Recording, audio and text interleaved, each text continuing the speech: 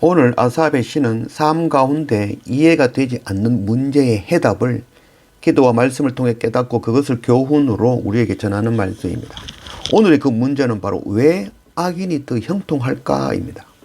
1절, 하나님이 참으로 이스라엘 중 마음이 정결한 자에게 선을 행하시나 나는 거의 넘어질 뻔하였고 나의 걸음이 미끄러질 뻔하였으니 이는 내가 악인의 형통함을 보고 오만한 자를 질투하였음이로다.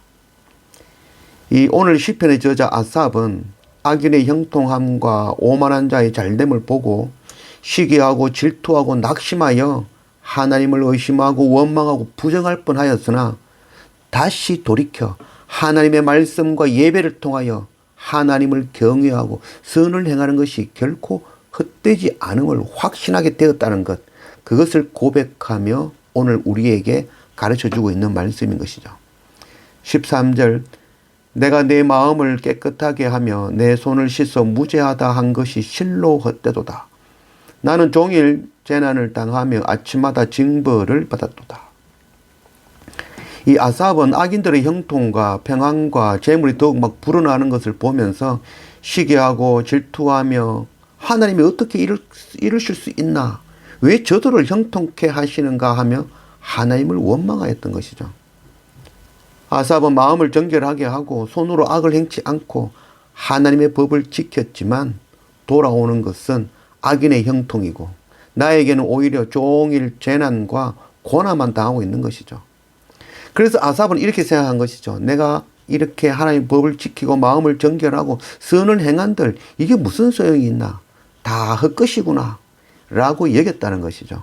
15절, 내가 만일 스스로 이르기를 내가 그들처럼 말하리라 하였더라면 나는 주의 아들들의 세대에 대하여 악행을 행하였으리이다. 내가 어쩌면 이를 알까 하여 생각한 적 그것이 내게 심한 고통이 되었더니.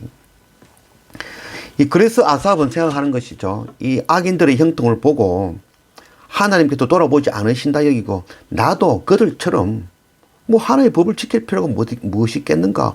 저들처럼 악을 행하며 살면 더 평안하고 부자로 살지 않을까?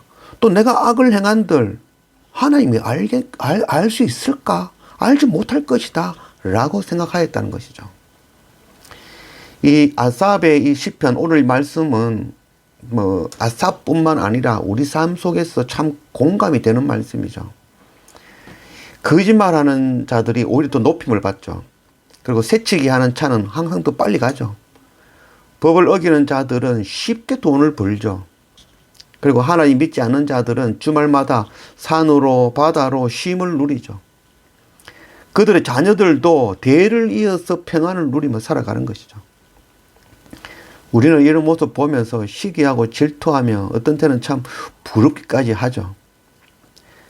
그래서 매주 예배하고 헌금하고 섬기고 복음 전하고 선교하는 이 모든 것들, 그러면서도 오히려 역을 먹는 우리의 모습에 자괴감을 느끼기도 하죠. 그래서 나도 저들처럼 하나님의 법 버리고 세상의 방법대로 살고 싶다는 그런 충동, 그런 생각이 들 때도 있다는 것이죠. 그러나 그 모든 것들이 우리는 하나도 부럽지가 않죠. 우리는 이 모든 일의 결국을 아는 자들이죠. 우리의 소망은 이 땅이 아니라 바로 하나님의 나라 영원한 기업입니다. 17절, 하나님의 성소에 들어갈 때야 그들의 종말을 내가 깨달았나이다. 악인의 형통을 보며 나도 저들과 같이 하나님의 법 버리고 악을 행하며 세상의 방법대로 세상의 평안을 누릴까 생각했지만 하나님의 성소로 말씀과 예배로 십자가 앞에 엎드릴 때 하나님 없이 이 땅에서 형통함이 헛되다는 것, 그것 깨닫는 것이죠. 그리고 이 모든 것들의 결국이 어떠한지를 깨닫게 되었다는 것이죠. 전도서 12장 8절, 전도자가 이르되 헛되고 헛되도다, 모든 것이 헛되도다. 일의 결국을 다 들었으니 하나님을 경외하고 그의 명령들을 지킬지어다. 이것이 모든 사람의 본분이니라. 하나님은 모든 행위와 모든 은밀한 일을 선악간에 심판하시리라. 하나님 없는 이 땅의 모든 것은 헛된 것이다 라고 전도서는 가르치고 있죠. 그래서 우리는 오늘을 살고 있지만 오늘의 이 삶을 통하여 마지막 날 하나님 앞에서 판단받아야 된다는 것, 그것 잊으면 안 되는 것이죠. 21절, 내 마음이 산란하며 내 양심이 찔렸나이다. 내가 이와 같이 우매 무지함으로 주 앞에 짐승이 오나 내가 항상 주와 함께하니 주께서 내 오른손을 붙드셨나이다. 아삽은 악인의 형통과 의인의 고난을 통하여 하나님을 원망하며 자신도 악인을 따라 쉬운 길로 행하려고 하였던 것을 생각하면서 양심에 찔렸다는 것이죠. 아삽은 악인의 형통한 삶을 시기하고 부러워하며 동경하였던 것이 돌이켜보니까 이게 참 짐승과 같이 무지하였다라고 깨닫고 회개하며 엎드리는 것이죠.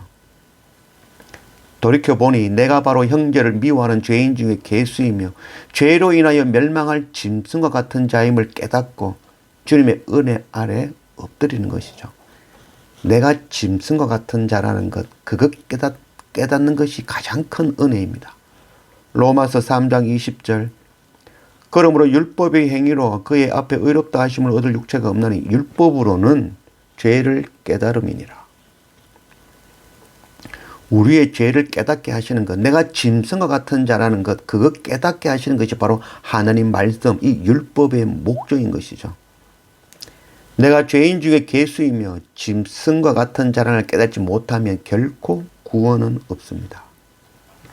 24절, 주의 교훈으로 나를 인도하시고 후에는 영광으로 나를 영접하시니 하늘에서는 주 외에 누가 내게 있으리요 땅에서는 주밖에 내가 사모할 이가 없나이다. 이 참 귀한 고백이죠. 이 고백이 바로 우리의 고백이 되기를 원합니다. 세상의 모든 것은 실망뿐입니다. 그렇게 믿고 확실해 보이던 것도 다 무너지고 속이고 변하고 말았죠. 오직 하나님 외에는 이 땅에서 사모할 분이 없습니다. 이 땅에 살면서 의인이 고난당하고 악인이 형통하는 것은 정말 영원한 숙제이죠. 그러나 세상에는 의인은 없습니다. 다만 의롭다라고 칭해 주시는 그 하나님의 칭의만 있을 뿐이죠. 의인이 고난당하고 악인이 형통하다는 것은 바로 우리의 판단이죠. 내가 하나님인가요? 우리는 스스로 의인이라 여기지만 우리는 형제를 돌로 치는 가인이며 다윗을 죽이려는 사울 왕임을 알아야 될 것입니다. 우리는 구원의 문제 앞에서 내 중심제로 생각하죠. 그래서 나는 이런 환경, 이런 조건 때문에 나는 이럴 수밖에 없어라고 생각하죠. 그러나 내가 가장 악한 죄인 중에 괴수라는 것, 그것 알지 못하면 결코 구원은 없습니다. 아삽은 악인의 형통함을 보고 시기하며 세상을 사모하다가 나중에는 내가 바로 더 악한 죄인 중에 괴수이며 짐승 같은 자라임을 깨닫고 주님 앞에 엎드렸습니다. 날마다 말씀과 예배를 통하여 나의 죄인됨을 알고 엎드릴 줄 아는 그런 우리 모두가 되어지기를 원합니다.